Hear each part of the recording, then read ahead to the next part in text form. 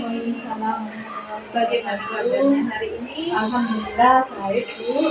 Oke, baik Bu. Ini kemarin minggu kemarin saya menerima RPP panjenengan, yang mana yang akan panjenengan gunakan untuk kegiatan observasi panjenengan.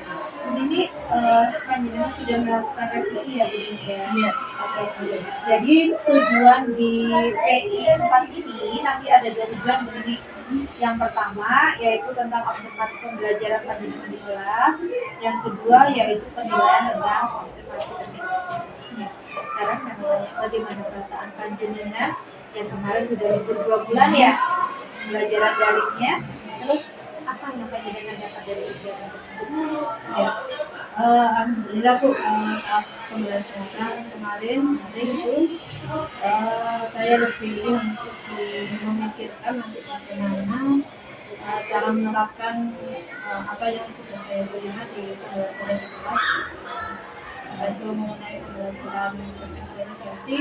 Itu saya lebih mempersiapkan nanti seperti apa. Oh gitu ya Bu. Berarti yang panjenengan dapat yang tentang pembelajaran yang sebelumnya itu panjenengan tentang pembelajaran berdiferensiasi dan PSE Ya, Oke. Oke Bu Nini, saya sudah melihat RPP panjenengan, sudah melihat perubahan di sekolah ini ya Bu ya. Sekarang saya ingin tanya di kegiatan pra-observasi kita kali ini, tujuan pembelajaran panjenengan nanti itu apa Ibu Nini?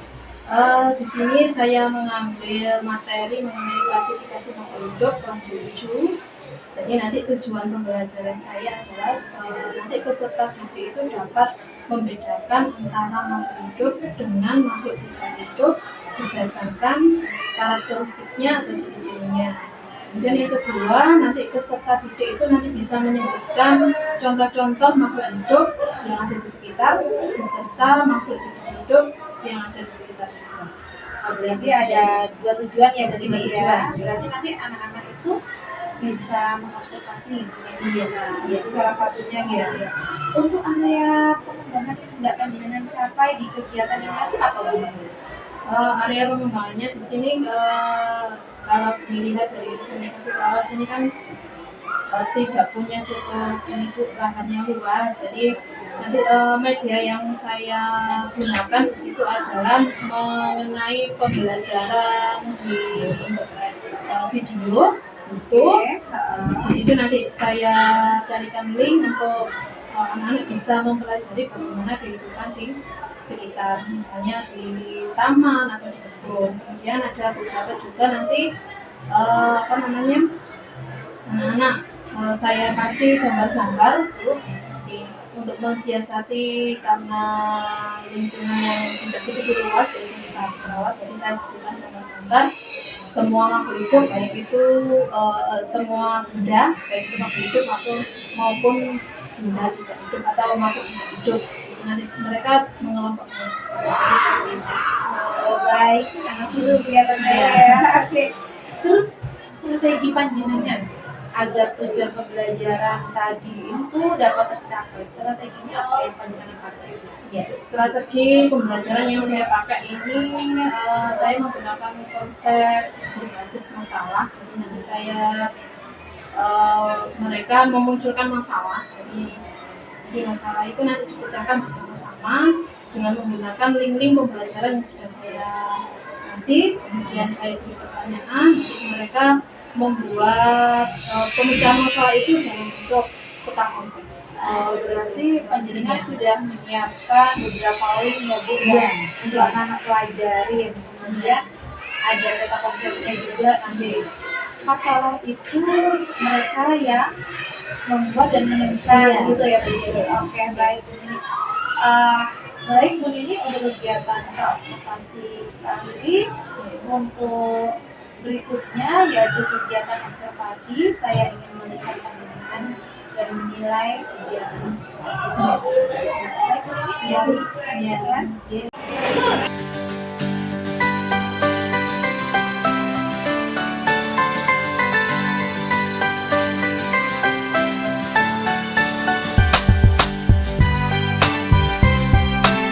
Wabarakatuh.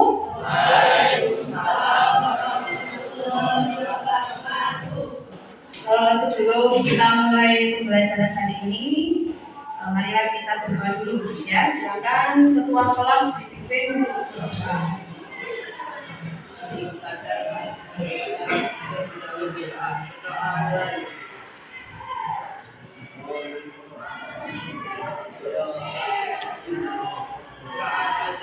Ya, terima kasih. Ya, apa kabar kalian hari ini, anak-anak? Baik, alhamdulillah ya sudah kalian materi kurang kemarin ya, satu hari ya. Ya. Sebelum kita memulai pembelajaran hari ini, coba kalian berdiri dulu. Berdiri dulu semuanya. Kita tegakkan otot-otot yang kaku. Ya, coba angkat tangan seperti ini. Tarik ke atas. Lepaskan. Kemudian digoyang-goyang tangannya. Dan tarik nafas. Rasakan udara yang segar. Lepas. Ya, silakan duduk kembali. Apa yang kalian rasakan? Ya, lebih besar, lebih fresh, ya. Ya. Jadi sebelum kita mulai untuk menambah energi kalian digunakan untuk apa? Untuk beraktivitas, untuk belajar. Ya, jadi kalian ke sekolah hari ini, belajar hari ini juga untuk energi. Nah, itu salah satu ciri dari makhluk hidup. Yang apa? Ciri apa itu? Ciri apa ya? Membutuhkan makanan. Nah, ini nanti kita coba. Ini gambar apa yang atas? Satu. Yang kedua, apakah ada persamaan dari kedua benda itu? Apakah ada persamaan? Sama-sama besar. Apakah ada perbedaan? Bedanya ada kan? Bedanya apa? Bawah. Makhluk hidup dan tidak hidup. Yang mana yang hidup, yang mana tidak hidup? Yang hidup gajah, yang tidak hidup batu. Ya, mungkin ada pendapat lain. Batu itu punya ciri yang bagaimana? Gajah itu punya ciri yang bagaimana menurut dari pengamatan kalian? Apa? Tidak? Kalau batu? Batu tidak memiliki kaki, tidak memiliki kaki. Iya, dari pengamatan itu batu tidak punya kaki. Ya, jelaskan itu ya. Kalau gajah punya kaki. Nah, jadi ciri-ciri yang membedakan itu tentunya ada fungsinya, ya. Kemudian slide selanjutnya, tujuan pembelajaran kita hari ini yaitu membedakan makhluk hidup dengan benda mati, ya, berdasarkan karakteristiknya. Yang kedua, menyebutkan contoh makhluk hidup dan benda mati. Sekarang coba kalian duduk berkelompok, ya, seperti yang sudah dibentuk. Silakan kelompok 1 sebelah sini, kelompok 2, kelompok 3, kelompok 4, 5, 6, 7, 8. Silakan bergerak. Nah, ya, kelompok 3 di sini.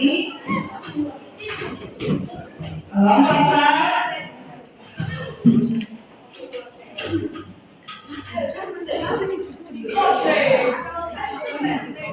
Kelompok 5. Ya, kalau 5 ini ya. Kelompok 6.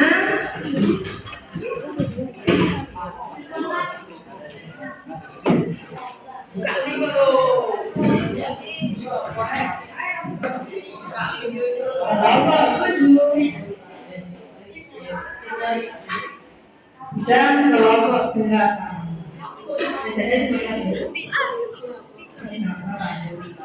Ya, perhatikan. Sebelum nanti apa yang harus saya lakukan terus pokok.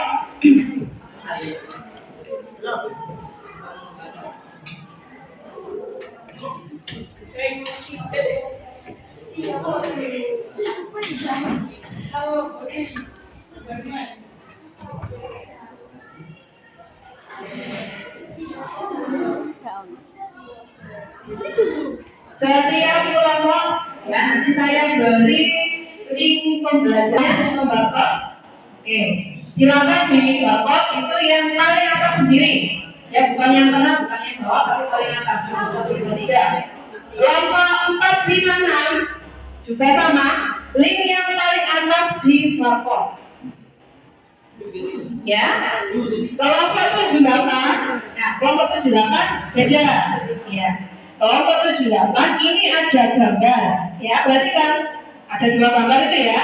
Nah, nanti silakan gambar itu digunting. Ya, untuk yang kelompok 78 belum membarcode dulu. Nanti yang dibarcode tugas selanjutnya, ya. Yang sekarang ini coba kelompok 78 itu digunting dulu masing-masing gambar yang sudah saya berikan. Sudah? Kelompok 73 apa linknya itu? YouTube. Nah, silakan dibuka YouTube-nya. Kelompok 4, 5, 6 link apa? Ya, berupa bacaan. Ya, silakan dibaca. Ya, itu linknya dibaca. Kemudian untuk kelompok 78 itu tadi tugasnya silakan ada gambar-gambar itu digunting. Ya. Untuk tugas selanjutnya, setelah kamu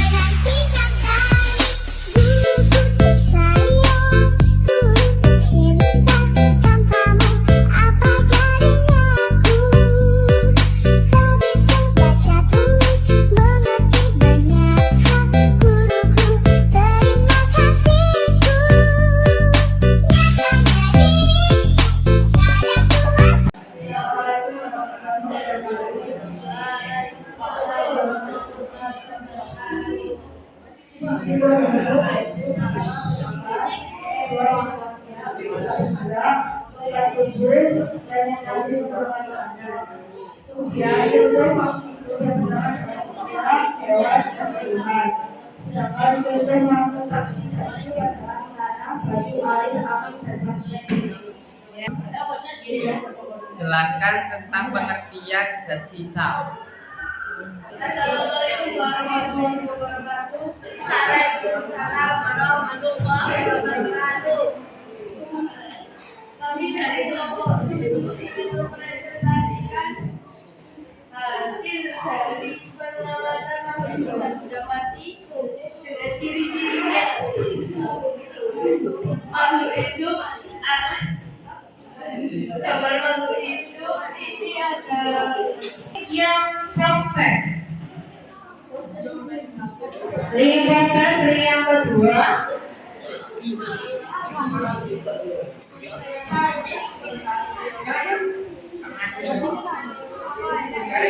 Silakan dibuka link proses untuk mengetahui seberapa jauh kalian memperoleh. Belum terbuka.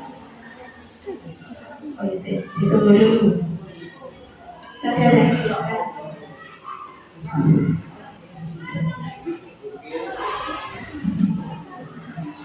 Semuanya link prosesnya dibuka.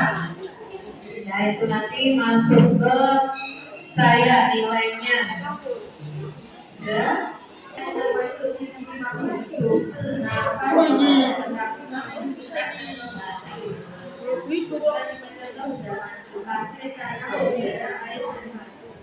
Pembelajaran hari ini sudah di-scan lagi bapak yang terakhir, bapak yang paling bawah.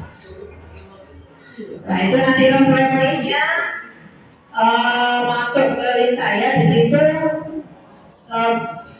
Nanti kalian menuliskan satu sikap positif. Nah itu mungkin sangat kecil, ya. Pertanyaannya sangat kecil. Nah ini, ya tulis namamu. Terus profesi apa yang bisa kamu ambil? Apa sikap positif apa yang bisa kamu ambil hari ini? Sudah bisa? Diperbesar, ya hasilnya kelihatan. Ini diambil. Nah, ini tulis nama. Yang mana? Yang mana?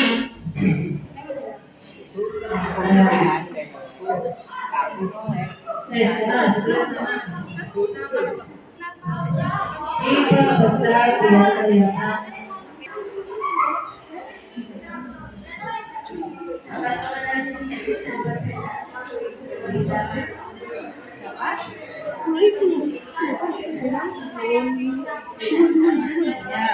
Biasa ini mengambil sikap positifnya, dia dapat mengenal ciri-ciri dan perbedaan pribadi. Pembelajaran hari ini sudah banyak yang merefleksi, ya, banyak yang bersikap positif yang bisa mengambil.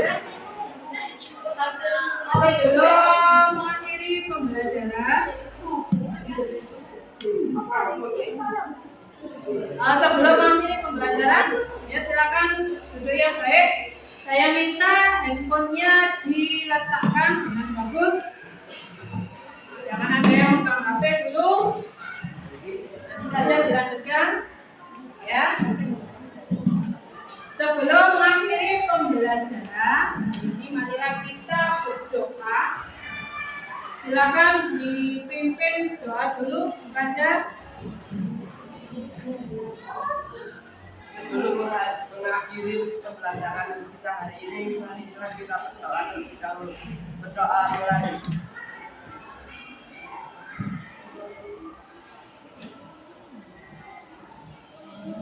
Berdoa selesai. Anak-anak nanti bisa istirahat ya. Saya Dwi, Assalamualaikum warahmatullahi wabarakatuh. Bagaimana tadi perasaan panjenengan setelah melakukan kegiatan pembelajaran di kelas yang menggunakan pembelajaran berdiferensiasi dan prinsip KSI? Ya, alhamdulillah Bu, saya tadi cukup menarik buat saya karena mereka sepertinya ini merasa aktif dan lebih aktif dan lebih tertarik dengan pembelajaran berdiferensiasi. Gitu ya, Bu. Tadi nampak banget ya, anak aktif dalam pembelajarannya yang telah panjenengan berikan di kelompok-kelompok sesuai gaya belajar mereka ya, Bu. Iya, Ya.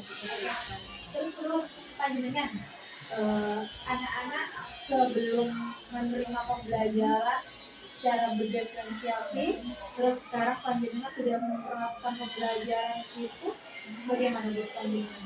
Ada perubahan nggak yang Sebelum menerapkan pembelajaran berdiferensiasi yang pernah saya terapkan di kelas kita itu sebelum berdiferensiasi mereka ya seperti menerima pembelajaran seperti monoton saja. Jadi kelihatannya memang ada minat dan bakat yang berbeda. Jadi sepertinya itu tidak tersalurkan. Terus kemudian setelah menerapkan pembelajaran berdiferensiasi ini kelihatannya mereka suka gitu. semuanya fokus di minat belajar mereka masing-masing, jadi sepertinya lebih aktif mereka untuk mengikuti pembelajaran.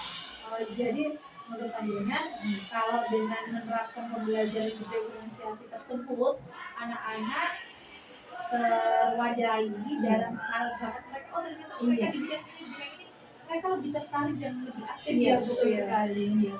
Gitu. Nah, Pak Bakat tadi di sini diperbolehkan ya Bu membawa handphone ya. Untuk hanya untuk Iya, untuk waktu-waktu tertentu. Jadi Jadi kalau Bapak Ibu guru menginginkan pembelajaran nanti menggunakan handphone, ya boleh membawa. Tapi kalau tidak, ya tidak boleh membawa. Oh gitu, jadi untuk hal tertentu Iya, supaya anak bisa mengikuti pembelajaran dengan keberagaman ya Iya, secara iya, betul teknologi sekali, ya, Bu. Bu, ya. Oke Ibu, baik. Untuk rencana tindak lanjut panjenengan ke depannya bagaimana?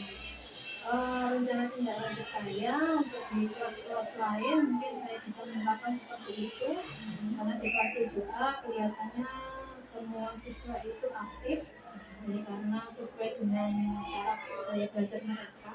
Jadi rencana saya nanti dari refleksi dari setelah pembelajaran tadi, ternyata saya dapatkan mereka itu antusias dan bisa mengambil sikap positif dari pembelajaran tersebut. Mungkin nanti saya merencanakan untuk menerapkannya di kelas-kelas lain. Ya Bu ya, jadi untuk kelas apa biar kelas sifat Gitu. Nah, jadi kalau untuk anak-anak nanti di bidang studi pendidikan akan menerapkan hal serupa Iya. untuk gaya belajar mereka masing-masing. Oke.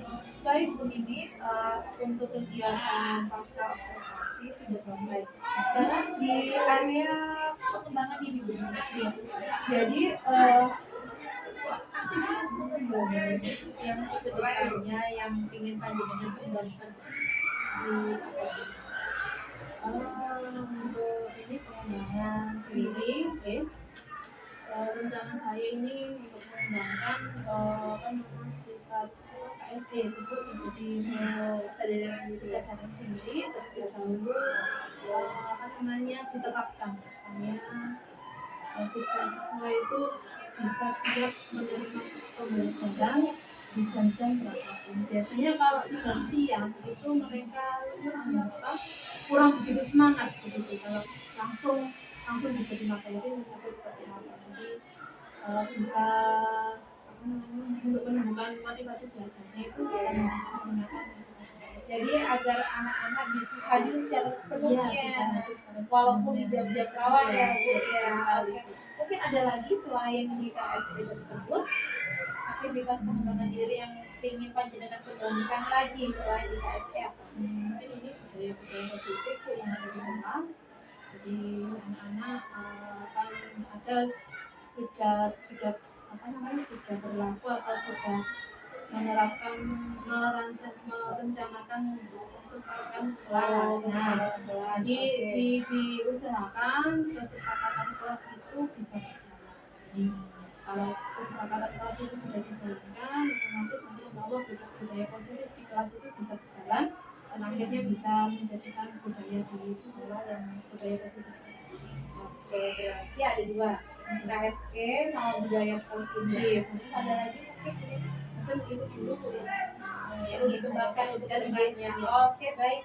Untuk tujuan yang hendak panjenengan capai dari kedua tadi, dari KSE sama budaya positif, tujuannya apa? Ya tujuannya bisa meningkatkan kemampuan mereka baik itu di bidang akademis maupun non akademis. Gitu. Jadi untuk menciptakan generasi Iya,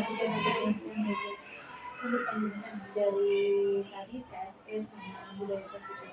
Keberhasilannya juga Ukuran keberhasilannya tentu saja ya dari mungkin dari perkembangan sikapnya mulai dari awal dengan memperlakukan budaya positif atau KSE ini nanti bisa dilihat dari sikap seperti itu. Jadi untuk ukuran keberhasilannya itu jadi mungkin dari anak yang masih belum mengikuti pembelajaran dengan kesepakatan kelas yang telah dibuat akan nampak setelah mereka menerapkan budaya positif itu. Kalau untuk KSE-nya ukuran keberhasilannya anak yang di jam-jam rawan biasanya bisa hadir secara penuh, ukuran keberhasilannya nanti di sini dia akan hadir secara penuh di pembelajaran organik. Sekarang yang untuk pendukung panjenengan agar kedua kegiatan tersebut dapat berjalan, pendukungnya yang panjenengan butuhkan apa? Tentunya untuk bisa menjalankan seperti itu tentu terus ada dukungan dari semua pihak dari semua anggota warga sekolah, ya, dari sekolah, kemudian rekan-rekan guru yang lain juga bisa mendukung. Kemudian ini tuh alat media belajar juga itu didukung sepenuhnya supaya mereka lebih tertarik. Jadi semua elemen semua elemen yang ada di sekolah dan alat pembelajarannya ya Bu ya. kira-kira untuk melaksanakan yang sudah panjenengan rencanakan untuk rekomendasi diri saya. Kira-kira ya, paling tidak untuk semester depan itu sudah penerapan seperti itu.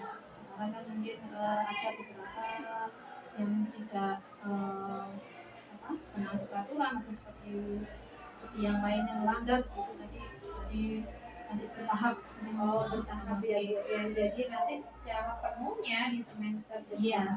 Jadi mulai setelah pendampingan ini berarti pemerintah sudah ada jadwal merencanakan tersebut di kelas-kelas yang lain ya Bu. Oke, baik Bu Nini, untuk kegiatan pendampingan individu 4 ini telah selesai. Semuanya sudah panjenengan utarakan tadi. Kemudian saya di sini akan menyampaikan yang mana di pendampingan individu ke-5 nanti saya akan melihat perkembangan panjenengan untuk 1 bulan ke depannya. Kemudian yang untuk PI 5 nanti itu panjenengan mengobservasi rekan sejawat panjenengan dulu. Baik, saya tutup hidangannya Bu. Saya undur diri dulu. Assalamualaikum.